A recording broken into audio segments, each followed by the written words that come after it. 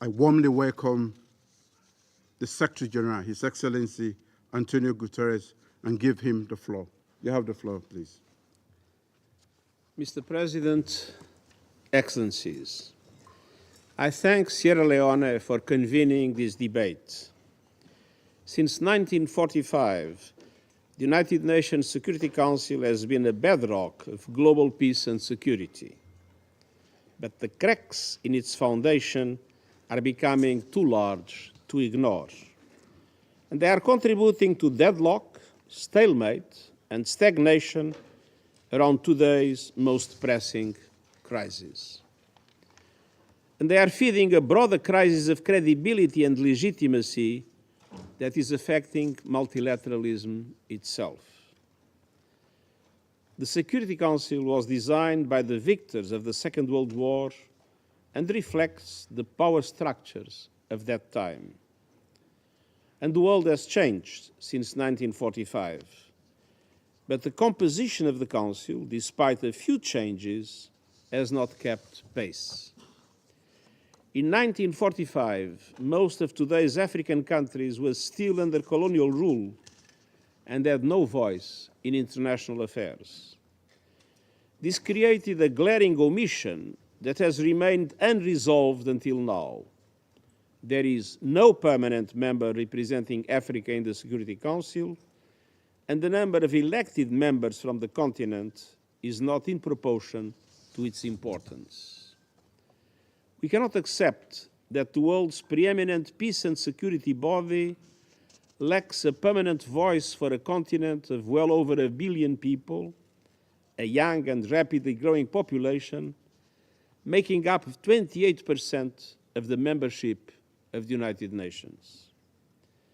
Nor can we accept that Africa's views are undervalued on questions of peace and security, both on the continent and around the world.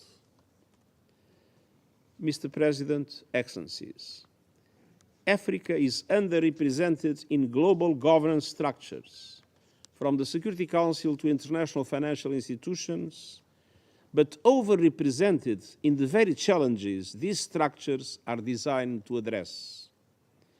Conflicts, emergencies, and geopolitical divisions have an outsized impact on the African continent. And this Council's agenda demonstrates this. Nearly half of all country-specific or regional conflicts on your agenda concern Africa. They are often exacerbated by greed for Africa's resources, which are vital to the global economy, and further spread and aggravated by the interference of external actors. The message is clear: there can be no global security without African security. Meanwhile, African countries are ground down by crushing debt burdens and the lack of financing thanks to the global financial architecture in which they are underrepresented and denied the level of support they require. And they contend with ferocious flooding and droughts caused by a climate crisis they did nothing to create. But through it all, Africa has proven to be a willing and able partner for peace, particularly with the United Nations, both on the continent and beyond. Through the joint United Nations-African Union framework for enhanced partnership in peace and security, we are addressing complex challenges on the continent, from the Central African Republic to Somalia, the Sahel, and the crisis in Sudan. We are working with the African Union and regional and sub-regional organizations such as ECOWAS to end the scourge of terrorism, which has killed tens of thousands on the African continent, including 11 of our personnel in the Abuja bombing of 2011. Together, we are helping to ensure security, stability, and respect for human rights and the rule of law while supporting democratic processes and institutions.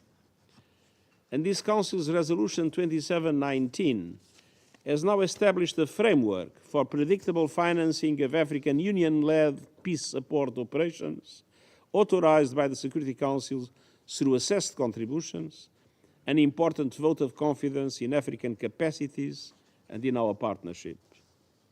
We are now developing a joint roadmap to carry these forward.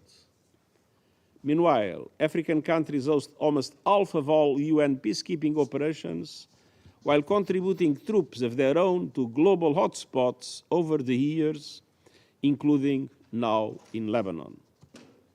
Over 40% of UN peacekeepers are African. And let's not forget the meaningful efforts made by African-led forces to restore peace, from Somalia to Lake Chad, from Mozambique to the Democratic Republic of the Congo. In times of crisis and geopolitical division, African countries are often amongst the first to champion peace, multilateral solutions, and adherence to international law and UN Charter. But African efforts and contributions are not being matched by Africa's representation. Ensuring this Council's full credibility and legitimacy means heeding the long-standing call for the UN General Assembly, from the UN General Assembly, various geographic groups, from the Arab group to the Benelux, Nordic and CARICOM countries, and some permanent members of this Council itself, to correct this injustice. Mr. President, Excellencies, for different parts of the world to contribute to its proceedings, reform of this Council's membership must be accompanied by a democratization of its working methods. A new agenda for peace puts forward a number of ideas, from more burden sharing among Council members to more systematic consultations with host states and regional organizations, as well as with countries contributing troops and police. And it also calls for improvements and innovation in other parts of the global architecture whose work has a bearing on peace and security. It recommends that Member States elevate the work of the Peacebuilding Commission to realize the untapped potential and help mobilize support for national and regional prevention strategies.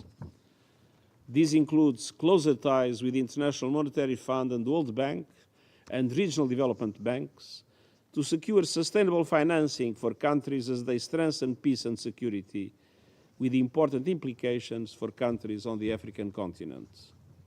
The Peacebuilding Fund has been a critical catalyst to mobilize the contribution of international financial institutions. The agenda also calls for a revitalized role of the General Assembly in the area of peace and security. A new agenda for peace has been informing negotiations on the Pact for the Future to be adopted at next month's Summit of the Future. The summit provides a critical opportunity to make progress on these issues and help ensure that all countries can meaningfully participate in global governance structures as equals. I urge all Member States to attend and contribute their views and ideas so that African voices are heard, African initiatives are supported, and African needs are met. Monsieur le Président, Excellences, les voix de l'Afrique, les idées de l'Afrique et la participation de l'Afrique doivent être pleinement prises en compte dans les délibérations et les travaux du Conseil. Il ne s'agit pas seulement d'une question d'éthique et de justice, mais aussi d'un impératif stratégique pour accroître l'adhésion globale des décisions du Conseil, ce qui sera bénéfique pour l'Afrique et pour le monde. J'appelle tous les États membres à saisir cette occasion pour élaborer un pacte pour l'avenir ambitieux qui jette les bases d'une architecture mondiale de paix et de sécurité représentant vraiment tous les pays sur un pied d'égalité. Je vous remercie. Thank you, Mr. Secretary General, for